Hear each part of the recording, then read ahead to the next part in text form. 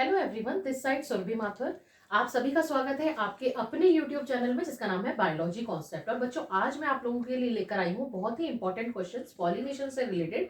आज हम उन क्वेश्चंस को डिस्कस करेंगे, उनके आंसर्स बताऊंगी और इसके लिंक मैं डिस्क्रिप्शन बॉक्स में डाल दूंगी। इससे रिलेटेड एक और वीडियो मैंने बनाया था, उसका लिंक मैं डिस्क्रिप्शन बॉक्स में डाल दूंगी, प्लस इसके आंसर्स भी आपको डिस्क्रिप्शन बॉक्स में मिल जाएंगे। लेकिन अब हम समझते हैं इन क्वेश्चंस को। लेकिन इन क्वेश्चंस को स्टार्ट करने से पहले आप सभी से ये रिक्वेस्ट है कि अगर आपको वीडियो पसंद आता है तो प्लीज इसको ज्यादा से ज्यादा लाइक करिएगा, शेयर करिएगा और चैनल को सब्सक्राइब करने में कोई कंजूसी नहीं, ये बिल्कुल फ्री है। तो आइए शुरू करते हैं। सबसे पहला क्वेश्चन है, the cleistogamous flowers are characterized by, and this question has been asked in RU 2015। यानी क्लिस्टोग्लैमस फ्लावर्स क्या होते हैं, सबसे पहले उनका क्या फीचर होता है। ए ऑप्शन है bisexual flowers never open, B option है bisexual flowers always open, C option है bisexual flowers open in day and close in night, D option है bisexual flower close in day and open in night. यानी cleistogamous flowers क्या होते हैं, तो इसका option A correct है। इसका ये मतलब होता है क्लिस्टोगैमस फ्लावर्स ऐसे फ्लावर्स को हम बोलते हैं जो कभी भी ओपन नहीं होते हैं।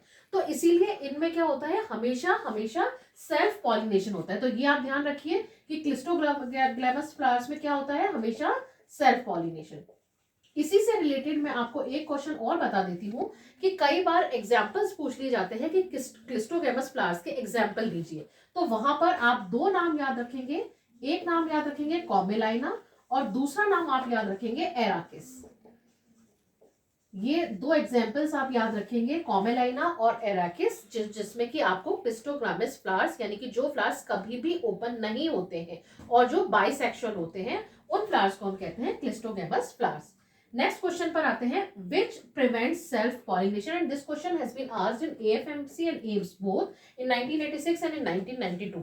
और ये भी बता दूं कि ये अक्सर आरयू में क्वेश्चन रिपीट होते हैं, नीट में भी ये पूछे जाते हैं। तो आप समझते हैं, देखो सबसे पहले हम समझते हैं सेल्फ पॉलिनेशन को। सेल्फ पॉलिनेशन का मतलब क्या होता है, पॉलिनेशन हम कहते हैं transfers of pollen grain from anther to stigma. अब सेल्फ पॉलिनेशन किसको बोलेंगे, सेल्फ पॉलिनेशन का मतलब है कि सपोज यहां मैंने फ्लावर ड्रॉ करा, ठीक है, इस फ्लावर में एंथर भी है जिसको मैं ए से रिप्रेजेंट कर रही हूं, और इसमें स्टिग्मा यानी कि यहाँ पे गाइनोशियम भी है, ठीक है। तो जब सेम फ्लावर के एंथर से पॉलन ग्रेन उसी फ्लावर की स्टिग्मा पर पहुंच जाए, उसी फ्लावर की गाइनोशियम तक पहुंच जाए, तो हम उसको क्या कहते हैं, सेल्फ पॉलिनेशन। दूसरी कंडीशन क्या हुई, मैं वापस यहाँ ड्रॉ कर देती हूँ, ये फ्लावर है, यहाँ पर क्या है, स्टिग्मा भी इसी फ्लावर के एंथर से पॉलन ग्रेन कहाँ पहुंच गए, स्टिग्मा तक पहुंच गए। दूसरी कंडीशन क्या है कि प्लांट सेम होना चाहिए। ये एक फ्लावर बनाया एक प्लांट पे, उसी प्लांट के दूसरे फ्लावर पर, यानी इस फ्लावर से इस फ्लावर पर दूसरे फ्लावर पर पहुंच गए, यानी प्लांट सेम है, तो भी वो क्या कहलाएगा, सेल्फ पॉलिनेशन कहलाएगा। अब देखो इसमें क्या कह रहा है, विच प्रिवेंट सेल्फ पॉलिनेशन, यानी कौन सी कंडीशन है जो सेल्फ पॉलिनेशन को प्रिवेंट करती है।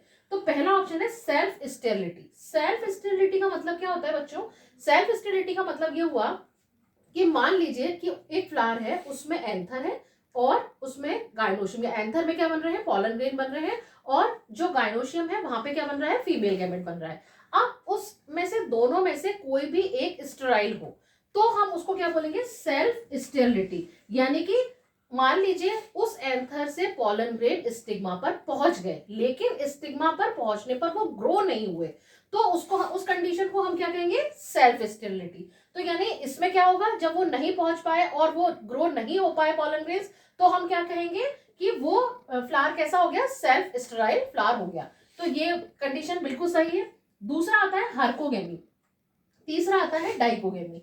डाइकोगेमी समझते हैं सबसे पहले। डाइकोगेमी का मतलब होता है कि मेल और फीमेल सेक्स ऑर्गन के मैच्योर होने का टाइम अलग अलग हो। यानी कि मान लीजिए कि पॉलन ग्रेन्स तो बन गए, लेकिन उस समय स्टिग्मा रिसेप्टिव नहीं है, किस बात के लिए, इन पॉलन ग्रेन्स को एक्सेप्ट करने के लिए, इन पॉलन ग्रेन को रिसीव करने के लिए। तो अगर स्टिग्मा इस बात के लिए रेडी नहीं है, तो और मेल सेक्स ऑर्गन और female sex organ different type पे मैच्योर हो रहे हैं, तो उसको हम क्या कहेंगे, डाइकोगेमी। तो ये तब भी क्या होगा, सेल्फ पॉलिनेशन नहीं हो पाएगा। फिर हार्कोगेमी। हार्कोगेमी का मतलब होता है कि एक सेल्फ फ्लावर में कोई बैरियर प्रेजेंट हो जिसकी वजह से पॉलन ग्रेन कहां तक नहीं पहुंच पाए, जिसकी वजह से पॉलन ग्रेन स्टिग्मा तक नहीं पहुंच पाए। अब आप कहेंगे इसका क्या मतलब हुआ, समझते हैं।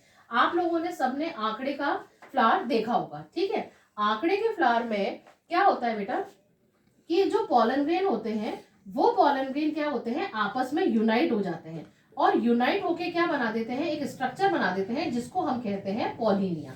तो ये पॉलिनिया जो होते हैं, अब ये सारे कंबाइन हो गए, ठीक है। ये क्या बनाए मैंने, ये बनाए मैंने पॉलन ग्रेन्स, ठीक है। ये कई सारे पॉलन ग्रेन है और इन पॉलन ग्रेन्स को मिला करके हम क्या कह रहे हैं, ये जो स्ट्रक्चर है, ये जो बलून लाइक स्ट्रक्चर आपको दिख रहा है, इसको हम क्या कहते हैं, पॉलिनिया, ठीक है।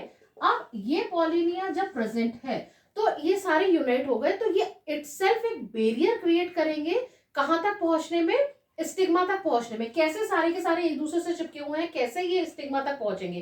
तो ये क्या हुआ, इटसेल्फ फ्लावर में अगर बैरियर प्रेजेंट हो तो वो फ्लावर कैसा हो जाएगा, उसमें भी सेल्फ पॉलिनेशन नहीं होगा। तो यानी ये तीनों ही कंडीशन, सेल्फ स्टेरिलिटी, हार्कोगेमी, डायकोगेमी, और ये चारों ही कंडीशंस किसको प्रिवेंट करती है, सेल्फ पॉलिनेशन को प्रिवेंट करती है। तो फिर इसमें कैसा होगा, तो इसमें क्या होगा, क्रॉस पॉलिनेशन। तो हमारा क्वेश्चन क्या था कि विच प्रिवेंट सेल्फ पॉलिनेशन, तो सही आंसर क्या होगा, ऑल ऑफ दीज। आप डी पर टिक करेंगे।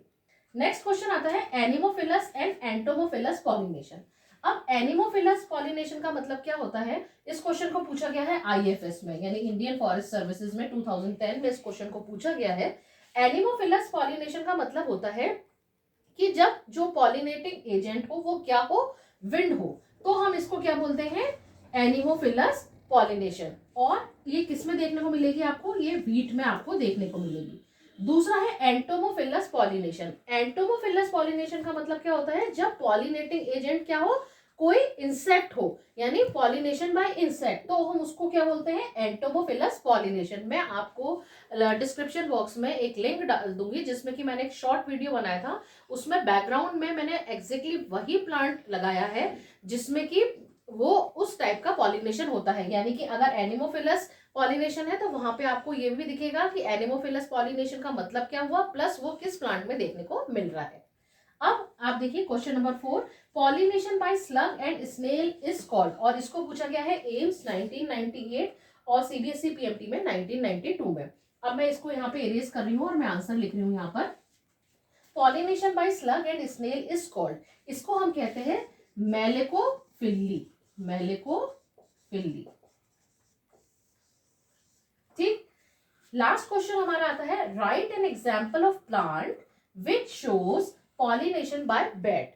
तो देखो यहाँ पर, और इसको पूछा गया है आरयू में 2015 में, मैं यहाँ ऊपर से इरेज कर रही हूँ और यहाँ पर लिखती हूँ आपके लिए कि जो बैट के थ्रू जो पॉलिनेशन होता है वो किस प्लांट में देखने को मिलता है। ये आपको मिलता है बाओबाब, बाओबाब प्लांट में, बाओबाब ट्री। और बहुत इसका कॉमन एग्जांपल दूं तो मैंगो ट्री में और बनाना ट्री में, दोनों में आपको क्या देखने को मिलता है, बैट के थ्रू पॉलिनेशन। एक और क्वेश्चन इसी से रिलेटेड कि बैट के थ्रू जब पॉलिनेशन होता है उसको क्या कहते हैं, तो उसको हम कहते हैं चीरोपटेरोफिली, चीरोपटेरोफिली।